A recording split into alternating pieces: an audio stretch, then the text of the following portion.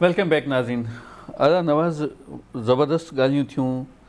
Business में बि ॾाढो ज़बरदस्त तरीक़े सां तव्हां किरदारु निभायो पिया। जीअं तव्हां FPCCI जेको पाकिस्तान जो तमामु वॾो इदारो आहे ऐं बिज़नेस कम्यूनिटी आहे ऐं क्रेडिबल इदारो आहे, उन जा बि यंगेस्ट तव्हां मेंबर रहियो। अवी छा सम्झो था, अव्हांजी छा ऑब्ज़र्वेशन आहे त असांजा नौजवान पढ़ाई मुलाज़मत सां गॾोगॾु पंहिंजो कारोबार, जीअं तव्हां थोरी देरि पहिरियों ॻाल्हि कई, एंटरप्रेन्योरशिप ॾांहुं बि उन्हनि जो ध्यानु आहे, लाड़ो आहे या कोन? तमामु घटि आहे एंटरप्रेन्योरशिप जी तरफ़। ऐं मां यंगस्टर्स खे हिकिड़ी टिप ज़रूरु ॾींदुसि कि वॾा ख़्वाब ॾिसण में को हर्ज न आहे।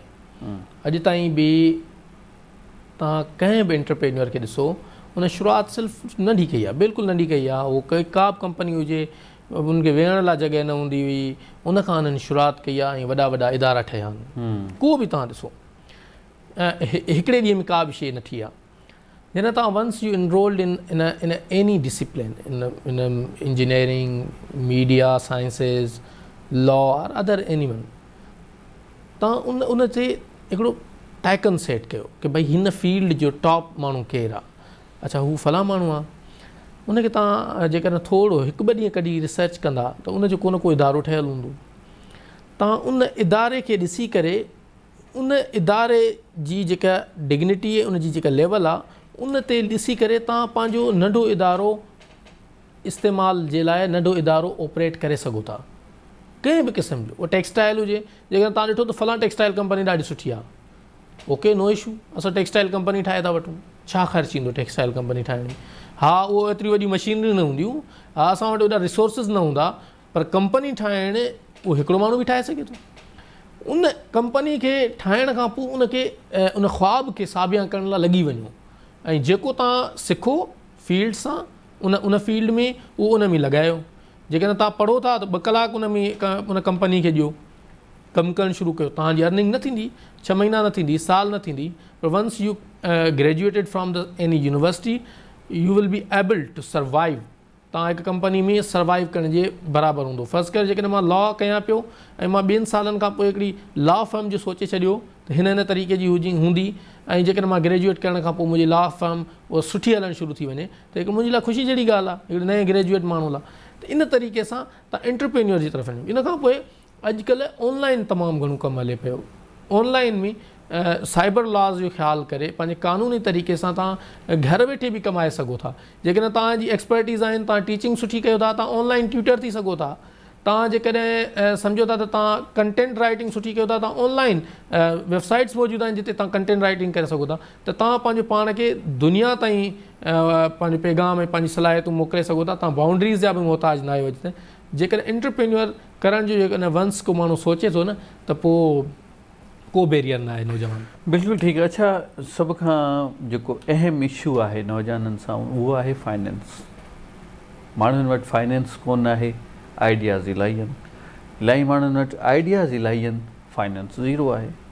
सो इहे 2 अलॻि फैक्टर थी विया। तव्हां सम्झो था त को अहिड़ो बिज़नेस जेको ज़ीरो खां बेशक स्टार्ट कजे, स्क्रैप खां स्टार्ट कजे, बग़ैर फाइनेंस जे, सिर्फ़ु स्किल सेट ते, अमी सम्झो था? बिल्कुलु थी सघे थो। 2 शयूं मां तव्हांजे साम्हूं रखंदुसि। हिकिड़ो त यंगस्टर्स खे इहा ख़बर ई न आहे त HEC जी हिकिड़ी पॉलिसी आहे जंहिंजे तहत हर यूनिवर्सिटी में इंक्यूबेटर सेंटर ठाहिया विया आहिनि। इंक्यूबेटर सेंटर जो कमु छा आहे? अॼु खां पोइ तव्हां यंगस्टर्स, मुंहिंजा ॾिसंदड़ दोस्त जेके आहिनि, उहे ज़रूरु पंहिंजी यूनिवर्सिटी में मालूम कंदा उन यूनिवर्सिटी में इंक्यूबेटर हूंदो। इंक्यूबेटर सेंटर छा आहे? जीअं ICU हूंदो आहे न, कंहिं माण्हू खे जेकॾहिं क्रिटिकल पोज़ीशन में वञे त उनखे मसनूई साह ॾेई करे उनखे वापसि रिहेबिलिटेट कयो वेंदो आहे। इंक्यूबेटर सेंटर्स मौजूदु आहिनि हर यूनिवर्सिटी में। तव्हां उन्हनि ॾे वञो, उन्हनि सां मिलो, उन्हनि जी कंपनी खे जॉइन कयो, उहो तव्हांखे ॿुधाईंदा त एंटरप्रेन्योरशिप कीअं थींदी आहे।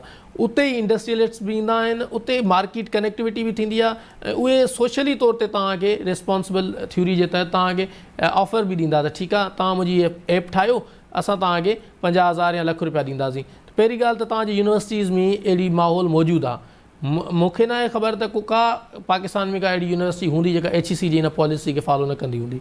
जंहिं यूनिवर्सिटी जो नालो वठंदो मां तव्हांखे ॿुधाईंदुसि हुन में इंक्यूबेटर सेंटर केतिरा ठहियल आहिनि। हिकिड़ो त इहो आहे। ॿियो इहो आहे त मां हिकिड़ो वीडियो ॾिठो पिए जंहिंमें पार्क में माण्हू वॉक कनि पिया, उते हिकिड़ो यंगस्टर वेठो ऐं उनजे साम्हूं हिकिड़ो लैपटॉप पियल हुयो ऐं ॿाहिरां लिखियलु हो त आई हैव एक्सपर्टीज़ इन content writing, if you hire me then I can continue my study. मूंखे कंटेंट राइटिंग ईंदी आहे, तव्हां जेकॾहिं हायर कंदा त महिरबानी थींदी।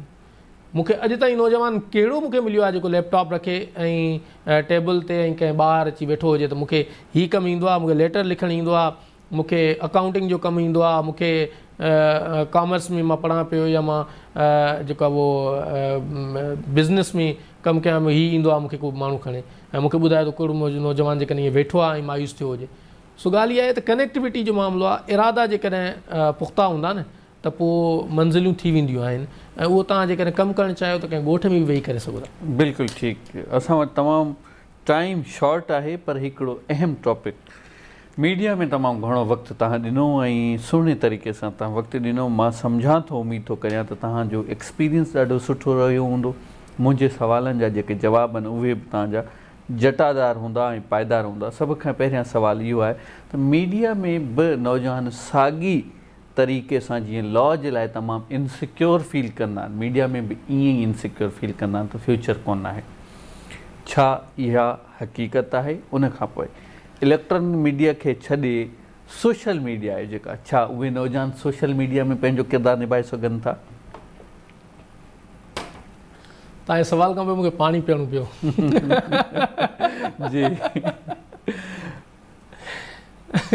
मां सियासतदान त आहियां न जो मां तव्हांजी ॻाल्हि खे गोल मटोल कयां, हेॾे होॾे घुमायां, पर साफ़ ई ज़रूरु आहियां। अंदर में वॾा उद्मान तॾहिं तव्हांखे पाणी पीअणो पियो, मां सम्झी सघां थो। अच्छा, मामिलो इहो आहे त हर इदारे में सिक्योरिटी इनसिक्योरिटी हूंदी आहे, पर कुझु शयूं जेके आहिनि उहे कुदरत ते छॾणु घुरिजनि। जीअं रिज़्क़ ॾियण जी जेका ज़िमेदारी आहे, इज़त ऐं मौत ऐं ज़िंदगी ॾियण जी ज़िमेदारी ख़ुदा पंहिंजी पाण वटि रखी आहे। हिकिड़ो त इहो अटल इरादो हुजणु घुरिजे त वाक़ई इहा कुदरत वठी आहे।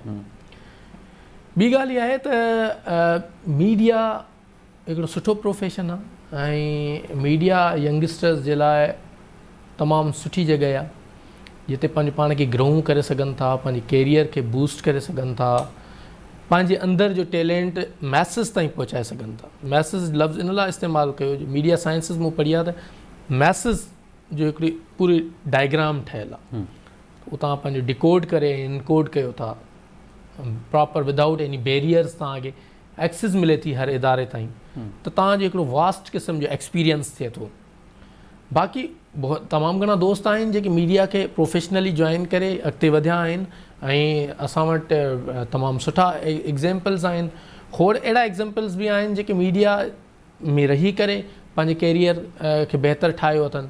त हिकिड़ो सुठो प्लेटफॉर्म आहे, पर हिकु ॻाल्हि ज़रूरु चवंदुसि त जेके मीडिया साइंसिस जा इदारा आहिनि जिन मीडिया साइंसिस पढ़ाइनि था, उन्हनि खे ख़ुदा इहा रिक्वेस्ट हूंदी कि जॾहिं तव्हां 2 टीचर जेकॾहिं परमनेंट फैकल्टी जा तव्हां हुन कोर्स में एड कयो था त 4 टीचर विज़िटिंग फैकल्टी जा जेके प्रोफेशनल जर्नलिस्ट हुजनि उन्हनि खे वठी अची पढ़ायो त जीअं उहे ॿुधाइनि त टेक्निकल राइटिंग छा थींदी आहे, न्यूज़ कीअं लिखिबी आहे, स्टोरी कीअं लिखिबी आहे, आर्टिकल कीअं लिखिबो आहे। उन सां गॾोगॾु लेटेस्ट यंगस्टर्स खे वठी अचनि जेके मीडिया जे मेन स्ट्रीम चैनल्स में कमु कंदा हुजनि, उहे तव्हांखे ॿुधाइनि त इन्वेस्टिगेटिव स्टोरी जो जेको पैकेज हूंदो आहे कीअं ठहंदो आहे ऐं OTC छा हूंदी आहे, PTC छा हूंदी आहे, उहो तव्हांखे सम्झी छॾ बिर्ज PTC छा हूंदी आहे, त उहो तव्हांखे कम अज़ कम जेके यंगस्टर्स आहिनि जॾहिं उहे फील्ड में अचनि था त उहे एलियन लॻनि था, उन्हनि खे ख़बर ई न आहे जेको पढ़ी हिकिड़ी ॿी शइ आया आहिनि ऐं हिते अचनि था त हिकिड़ी ॿी शइ नज़र थी अचे, त पोइ उन में जेको आहे न उहो ॾाढो ॿुॾतर जो शिकार थियनि था।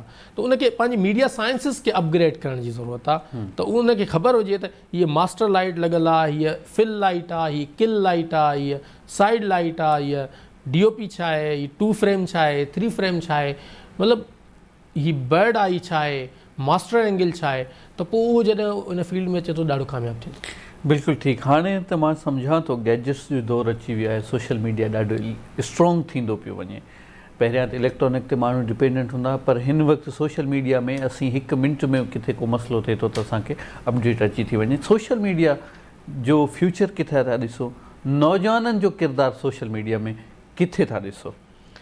मां कॾहिं दोस्त मायूस थींदा आहिनि, पर मां ॾाढो ख़ुशि थींदो आहियां हर मामले ते, छाकाणि जो हिकिड़ी मशहूरु कोटेशन आहे कि दुनिया में तबाही अची रही हुई त हिकिड़े ॾाहे चयो हुयो त परेशान छो था थियो, तबाही अचे पई न, पर डिज़ास्टर क्रिएट्स अपॉर्चुनिटीज़।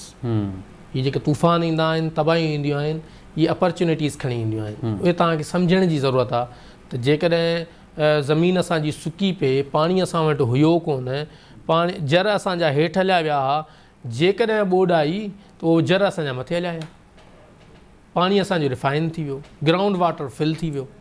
मतिलबु रुॻो सिर्फ़ु ॿोॾि ते फोकस करणु ऐं उन जी जेका अपॉर्चुनिटीज़ खणी आई, जेकॾहिं उन ॿोॾि जे करे माण्हू डिस्प्लेस थिया त अॼु असांजा दोस्त खोड़ शहरनि में आबाद आहिनि ऐं यंगस्टर्स रोज़गार सां लॻल आहिनि, ॻोठनि मां निकिरी आया, उन वॾेरके राज मां निकिरी आया। सो अपॉर्चुनिटीज़ खणी ईंदियूं आहिनि। सोशल मीडिया एक्सीलेंट प्लेटफॉर्म, जेकॾहिं कोई यंगस्टर पंहिंजे पाण खे ग्रूम करणु चाहे त सोशल मीडिया खां वधीक शइ सुठी न आहे। तव्हां जंहिं बि प्रोफेशन में एक्सपर्टीज़ रखो था, तव्हां को बि कारोबार शुरू कयो आहे, तव्हां सोशल मीडिया ते उनखे खणी अचो, तव्हां लखे रुपया कमाए सघो था उन कारोबार मां, तव्हां पंहिंजी आइडेंटिफिकेशन शो करे सघो था। मूंखे खोड़ ख़बर आहे त कल्चरल हिकिड़ो शॉप आहे सिंध जे शहर हाला में, उन दुनिया ताईं एक्सेस कई आहे सिर्फ़ु समाजी मीडिया जे ज़रिए। सो ॻाल्हि इहा आहे त सोशल मीडिया सुठी जॻह आहे। सोशल मीडिया जो इस्तेमालु नौजवाननि खे सम्झणु घुरिजे ऐं उहो इस्तेमालु बहितर कनि। जेकॾहिं एॾो ख़र्च बि न आहे, मोबाइल हूअं ई आहे, लाइटिंग सिखी वठनि, व्लॉग ठाहिणु शुरू कनि, उन पंहिंजे एक्सपर्टीज़ जा शायदि तव्हां दुनिया ते हुकुमरानी करे सघो था। बिल्कुलु ठीकु नवाज़ साहब, तव्हां सां ज़बरदस्त कचेरी थी ऐं मां सम्झां थो त नौजवान ॿुधी करे थोरो प्रोडक्टिव फील कंदा। असांजी डिस्कशन खे आख़िर में वेंदे वेंदे नौजवान लाइ छा पैगाम छॾणु चाहींदो? वॾी महिरबानी, पर इहो वॾो रिस्पॉन्सिबिलिटी वारी ॻाल्हि कई आहे तव्हां। मां चंद शयूं जे साम्हूं रखंदुसि। हिकिड़ो त ज़िंदगीअ में को बि शॉर्टकट न आहे। मतिलबु जेकॾहिं को सम्झनि था त शॉर्टकट आहे त शॉर्टकट को बि न आहे। ऐं जेकॾहिं यंगस्टर्स खे ज़िंदगीअ में कामयाबु थियणो आहे त थ्रू प्रॉपर चैनल अचनि, न कंहिं बि कम खे ज़ीरो खां शुरू कनि ऐं आख़िर ताईं कामयाबु थींदी। ऐं हर हिकु शइ जो कुदरत जे तरफ़ां वक़्तु रखियलु आहे। जेकॾहिं तव्हां उन वक़्त जो इंतज़ारु न कंदा त तव्हां मायूस थी वेंदा। जेकॾहिं तव्हांजे लाइ तालीम जो वक़्तु रखियलु आहे, तालीम खां पोइ तव्हांखे ज़िंदगी जो ॿियो फेज़ आहे, उन खां पोइ तव्हां फाइनेंशियली सेटल थींदा आहियो, पोइ तव्हां वरी अॻिते पंहिंजी जनरेशन खे वधाईंदा आहियो, त इहो वक़्तु रखियलु आहे। जेकॾहिं उहो पहिरीं स्टेज ते चवे त शायदि फाइनेंशियली सेटल थी वञा, त इहो मुमकिन कोन्हे। उन वक़्त खे फॉलो कनि। ऐं टीं ॻाल्हि जेका मां चवंदुसि त कैरियर, उन कैरियर खे जॉइन कनि जंहिंमें उनजो इंट्रस्ट हुजे। न को कि कंहिं माण्हू खे ॾिसी करे त हीउ वॾो मशहूरु इंजीनियर थी वियो आहे त हाणे असां बि इंजीनियर थियूं, या डॉक्टर थी वियो आहे त डॉक्टर थियूं, वकील थी वियो आहे त असां बि वकील थियूं। न, जेको तव्हांजी सलाहियतूं आहिनि उन ते फोकस कयो, उहे ई बहितरीनु सलाहियतूं आहिनि जंहिंमें तव्हां अॻिते निकिरी सघो था।